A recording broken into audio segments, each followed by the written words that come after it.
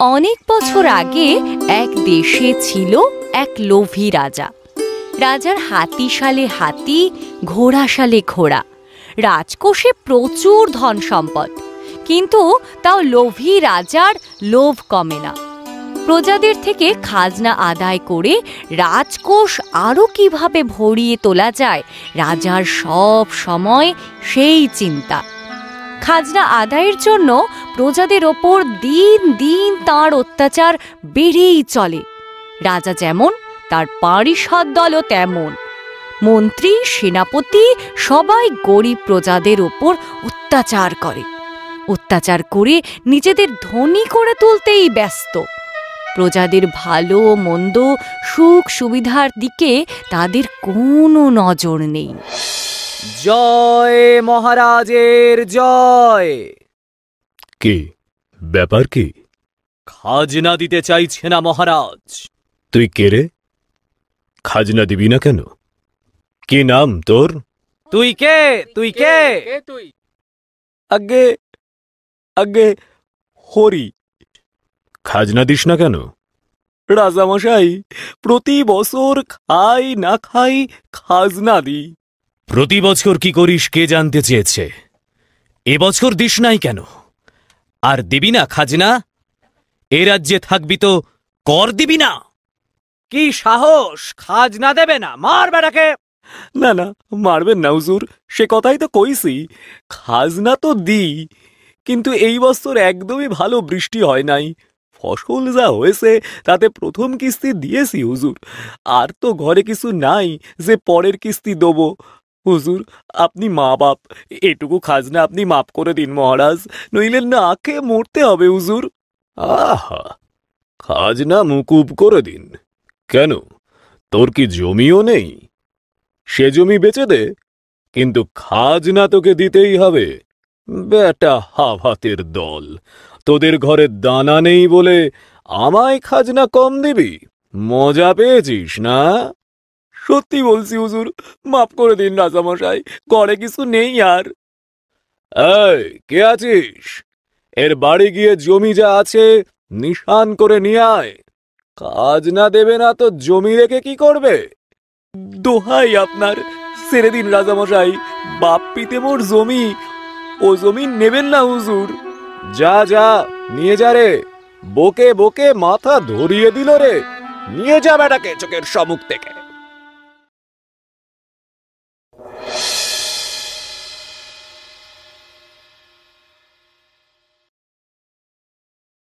এই জমিটাই? এর কথাই বলছিলেন রাজামশাই? এটাই তো এই হতভাগার জমি। কি রে হরি, এটাই তো তোর জমি? দোয়াই তোমাদের, এই জমিতে নিশান দিও না, আমার এছাড়া আর কিছুই নাই, আমি তো না খেতে পেয়ে মারা যাব। চুপ করে দাঁড়িয়ে থাক বাপু। রাজামশাইয়ের হুকুম অমান্য করব নাকি তোর চোখের জলে? মরব নাকি তোর জন্য? যা যা।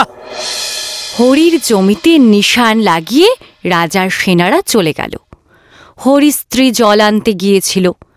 সে এসে হরিকে দাঁড়িয়ে থাকতে দেখে আর জমির নিশান দেখে সে এসে ধীরে ধীরে হরির পাশে দাঁড়ায়। দাঁড়িয়ে থেকে কি হবে? চলো, ভেতরে চলো। নিয়ে নিল জমিটুকু, অনেক করে বললাম, তবু শুনল না। সবাই তো জানে, তুমি আগে ভেতরে চলো। কিন্তু গিন্নি, আমাদের কি করে চলবে? ভগবান আছেন, তিনি দেখছেন, তিনি যেভাবে চালাবেন চলে যাবে। তুমি এখন ভেতরে চলো।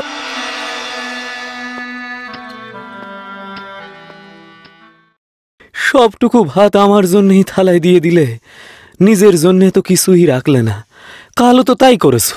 এরকম করে কদিন না খেয়ে থাকবে? এভাবে চলে? এভাবে তো চলতে পারে না সত্যি। তুমি আমার কথা একটু মন দিয়ে শোনো। বেশ, বলো। দেখো, আমাদের তো এই ঘরটুকু ছাড়ার কিছুই রইল না। ঘরও কোনোদিন হয়তো এভাবে চলে যাবে। তাহলে আমরা আর এখানে থেকে কি করব? মানে কি বলছো? বলছি যে আমাদের এখানে থেকে আর কাজ নেই, চলো অন্য কোথাও চলে যাই। সে তো বুঝলাম, কিন্তু যাব কোথায়? আমাদের তো কেউ কোথাও নেই। ভগবান তো আছেন, চিন্তা করো না। চলো আজ রাতেই বেরিয়ে যাই। ঠিক আছে, এখনই যাব, কিন্তু তুমিও খেয়ে নাও। চলো। আচ্ছা আচ্ছা, চলো।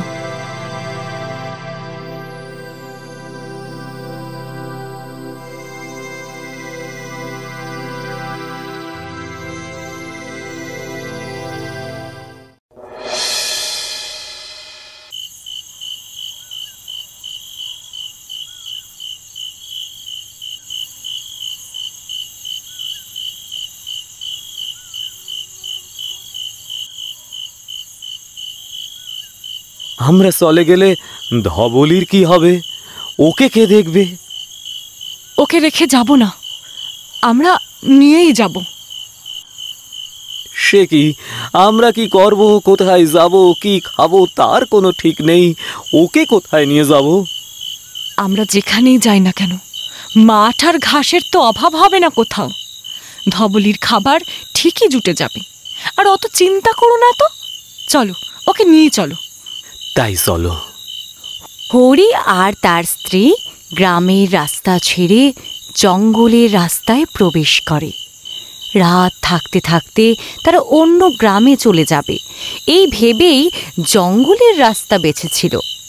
কিন্তু গভীর রাতে ঘন অরণ্যে তাদের যথেষ্ট ভয়ও করছিল। অগিন্নি, এ তো দেখছি সকালে বেরোলেই হতো, বড্ড আঁধার চারপাশে, কি হবে? আরে ভয় পাচ্ছ কেন? আমরা তো আছি একসঙ্গে। এগিয়ে চলো, জঙ্গল শেষ হলে অন্য গ্রামের রাস্তা পাবো। কতক্ষণ পরে আসবে গো? কখন থেকে তো হেঁটেই যাচ্ছি। হরি আর তার স্ত্রী চলতে চলতে কিছু শব্দ শুনতে পায়। খুব দূরে নয়, কাছেই কোথাও। হরি স্ত্রী কান পেতে শব্দ শোনার চেষ্টা করে। কি গো, থেমে গেলে কেন? চুপ চুপ, শুনতে পাচ্ছ কিছু? কই না তো।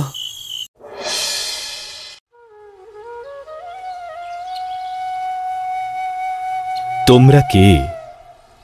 এখানে এত রাতে কি করছো? আমরা অন্য গ্রামে চলে যেতে চাইছি, তাই বাড়ি ছেড়ে চলে এসেছি। অনেকক্ষণ ধরে হাঁটছো, নিশ্চয়ই ক্লান্ত। এসো, এদিকে এগিয়ে এসে বসো। আমার কুটির পেরিয়ে খানিক দূর এগোলেই অন্য গ্রামের নিশানা পেয়ে যাবে। কিছুক্ষণ বিশ্রাম করে যাও, সকাল হতে আর বেশি দেরিও নেই।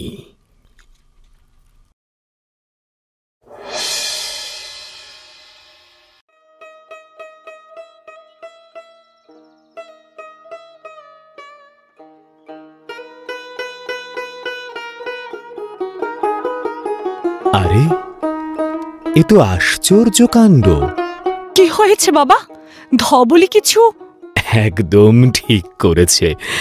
নাও, তোমরা এই দুধটুকু খেয়ে নাও। আসলে ছোট্ট বাছুর দেখে ধবলি নিজে গিয়ে। ওই জন্যই তো বললাম, এই বাছুর আমার আশ্রমের নন্দিনীর সন্তান। ওর জন্মের পরেই ওর মা মারা যায়। মাকে সেই থেকে খোঁজে।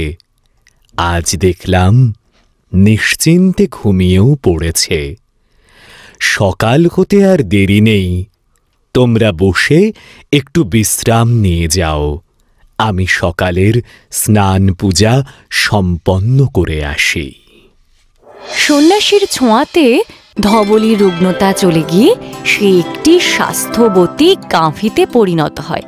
হরি আর তার স্ত্রী অবাক হয়ে যায়। তারপরে দুজনেই সন্ন্যাসীর সামনে হাত জোড় করে দাঁড়িয়ে পড়ে। বাবা, এ তো চমৎকার, আমাদের ধবলি। তোমাদের ধবলি সুস্থ হয়ে গেল। আর শুধু তাই নয়, এবার থেকে ধবলি শুধু দুধই নয়, ক্ষীরও দেবে। যত চাও তত। কিন্তু বাবা, ধবলি তো দুধও দেয় না, ক্ষীর। তাই তো বললাম, এবার থেকে দেবে। আর তোমাদের ভয় পাওয়ার কিছু নেই, অন্য গ্রামেও যাওয়ার কিছু নেই। তোমরা নিজেদের ঘরে চলে যাও, ধবলি আর বাছুরকে নিয়ে। ইরে যাব বাবা, কিন্তু সেখানে তো আমাদের। বললাম তো, নির্ভয়ে নিজেদের ঘরে চলে যাও। বাবা, আপনি যখন বলছেন নিশ্চয়ই যাব, কিন্তু ধবলির সঙ্গে বাছুরকেও নিয়ে যাব? হ্যাঁ, ও তোর মায়ের সঙ্গেই যাবে। যাও, আর দেরি করো না। আজ থেকে তোমাদের আর কোনো চিন্তা থাকবে না। সন্ন্যাসীর কথা মতো হরি আর তার স্ত্রী সন্ন্যাসীকে বারবার প্রণাম করে ধবলি আর বাছুরকে নিয়ে রওনা দেয়। সন্ন্যাসীর আশীর্বাদে ধবলির দেওয়া দুধ ক্ষীর বিক্রি করে হরির অবস্থা অনেক ভালো হয়ে গেছে। সে আর তার স্ত্রী প্রাণপণে ধবলির সেবা করে।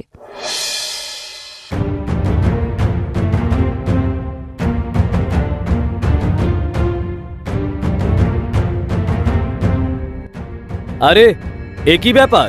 তুই সেই হরিই তো? তুই এখনো এখানে আছিস? আর তোর বাড়ি ঘর এরকম হলো কি করে? বাড়ি বাদ দে, তোর গরুটাই বা এরকম হলো কি করে? কিরে, মুখে তালা আটকে গেল যে তোর? সেদিন তো খুব হাতে পায়ে ধরছিলি। কোথায় ছিল এসব?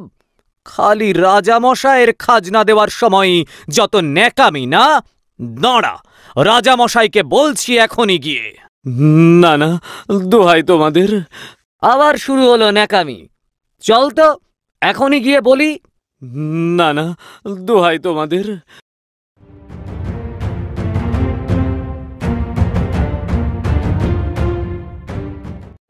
কি ব্যাপার কি তোর? আমার খাজনা দেওয়ার সময় তোদের কোনো কিছু থাকে না, আর এদিকে ঘরদোর সাজাচ্ছিস। তুই এবারে দ্বিগুণ খাজনা দিবি। দোহাই রাজামশাই, আমাদের কথা শুনুন।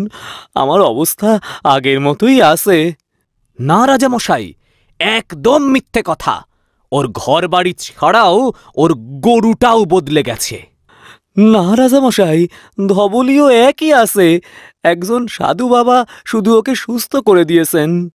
তাই নাকি? কিরকম সুস্থ শুনি?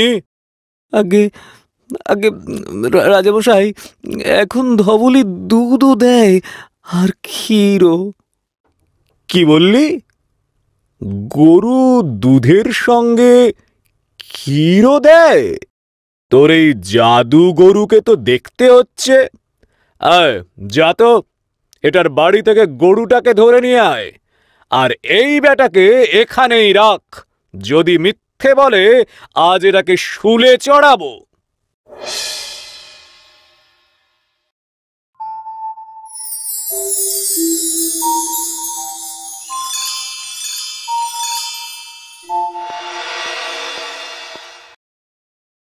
আহা, দারুণ! বাহ, এ তো দারুণ ক্ষীর। হ্যাঁ রাজামশাই। শোন, তোর নাম কি? আগে যে নামই হোক, শোন, তোর ধবলিকে আমি নিয়ে নিলাম, আর তোকে দ্বিতীয় কিস্তির খাজনা মাফ করে দিলাম। যা, তুই চলে যা। হুজুর, আপনি মা বাপ, ধবলিকে নিয়ে নিলে আমি একেবারে মারা পড়বো। হুজুর দয়া করুন, হুজুর দয়া করুন হুজুর। আরে দয়াই তো করলাম, তোর খাজনা মাফ করে দিলাম। আর কি চাস? আর বেশি কথা বলিস না। বেশি কথা বললে ধরে কারাগারে পাঠিয়ে দেব। যা, পালা। হুজুর শুনুন, হুজুর শুনুন, শুনুন হুজুর, এমনটা করবেন না হুজুর। রাজামশাইয়ের কথা কানে যায় না? না, নিজে যাবি না আমরা ঘাড় ধাক্কা দিয়ে কারাগারে পাঠাবো? যা। কই হে, আমাদের ক্ষীরের কি হলো? নিয়ে আয় গরুটাকে।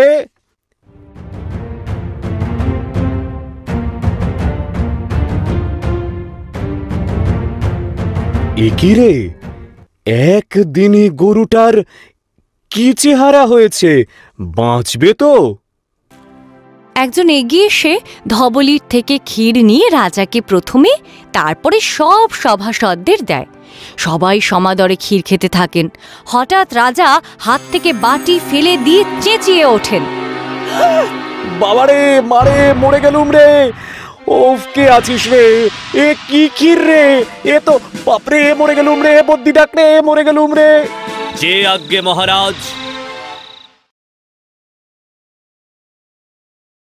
ক্ষীর খেয়ে রাজা এবং রাজসভার বাকিরা অসুস্থ হয়ে পড়ার পরই রাজবৈদ্যকে খবর দেওয়া হলো, কিন্তু তিনি এসেও কোনো লাভ হলো না। তার ওষুধে বাকিদের কোনোই কাজ হলো না।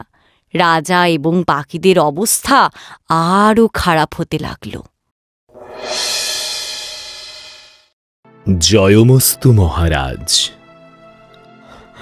আপনি আপনি কে বাবা? আর যেইন, আমার কিছু উপকার করতে পারবেন কি? আমি আপনার উপকার করবার কে? আপনি নিজে চাইলে নিজের উপকার করতে পারেন। মানে? জোর করে যার থেকে ধবলিকে কেড়ে নিয়েছেন তাকে ডেকে ফেরত দিন। তার জমি নিয়েছেন অন্যায়ভাবে, ফেরত দিন। সব প্রজাদের যা যা অন্যায় মতো নিয়েছেন ফেরত দিন, তবে আপনার এই যন্ত্রণা কমবে। আপনি রক্ষক, প্রজাদের রক্ষা না করে তাদের চরম ক্ষতি করছেন নিজে, সেই সঙ্গে নিজেরও ক্ষতি করছেন। মহারাজ, শুধু নামে নয়, যদি কাজেও সত্যিকারের রাজা হয়ে উঠতে পারেন, তাহলেই এই যন্ত্রণা কমবে আপনার, নইলে নয়। সন্ন্যাসীর মন্ত্রপুত জাদুগাভীকে জোর করে আটকে তার ফল ভোগ করতে গেছেন যখন, সব ফলই তো ভুগতে হবে, এর অন্যথা নেই। যদি পারেন তাহলে ভালো, নইলে আরও যন্ত্রণার জন্য প্রস্তুত থাকুন। রাজা এখন ভালো হয়ে গেছেন। সন্ন্যাসীর কথা মতো তিনি সব প্রজাকে তাদের প্রাপ্য মিটিয়ে দিয়েছেন। তাঁর রাজ্যে সবাই এখন ভালো থাকেন, আনন্দে থাকেন।